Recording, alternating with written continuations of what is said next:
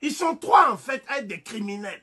Il y a Napoléon Bonaparte, qui est un très grand criminel, et qui a proposé au général riche, je pense, de rétablir l'esclavage ou d'exterminer la population de la Guadeloupe. Il ne faut pas qu'ils reviennent en France sans avoir exterminé la population de la Guadeloupe en cas d'échec en matière de rétablissement de l'esclavage. Parce qu'il ne faudrait pas qu'il y ait encore un autre Haïti. C'est lui qui est aujourd'hui, si vous voulez, présenté comme la fierté de la France partout dans le monde. La France n'a pas à être fière d'avoir comme héros emblématiques des criminels de la nature de Napoléon Bonaparte. Le deuxième plus grand criminel, c'est Léopold II. Léopold II a supprimé la vie de 10 millions. Les chiffres varient. Certains parlent de 14 millions de Congolais.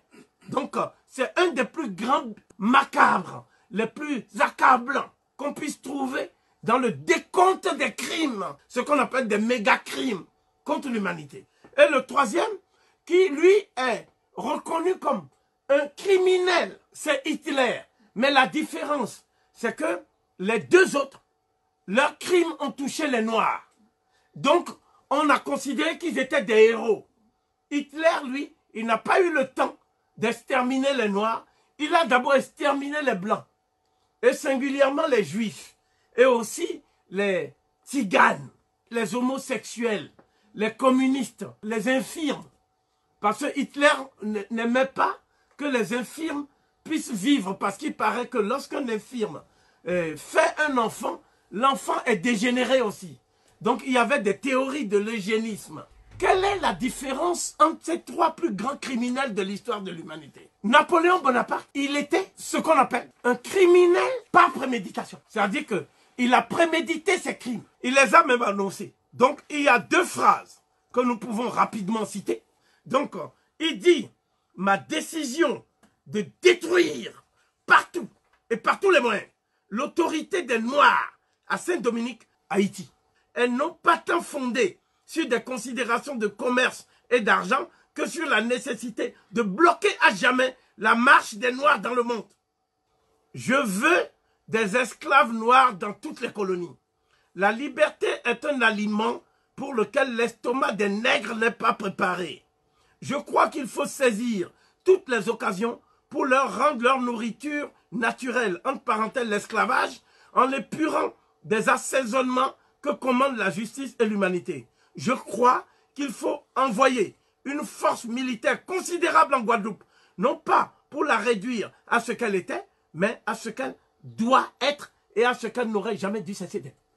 Donc voilà comment parle Napoléon Bonaparte. Nous disons que le plus grand criminel de guerre de tous les temps, c'est Napoléon Bonaparte. Sur la base du nombre de vies supprimées par lui.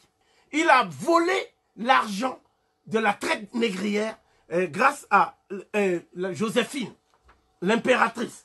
Donc c'est Joséphine qui a financé sa carrière avec l'argent de la traite négrière. Donc cela doit être connu de tous, parce que c'est un faux héros. Ce n'est pas un héros, c'est un anti-héros et c'est un criminel de guerre de la pire espèce.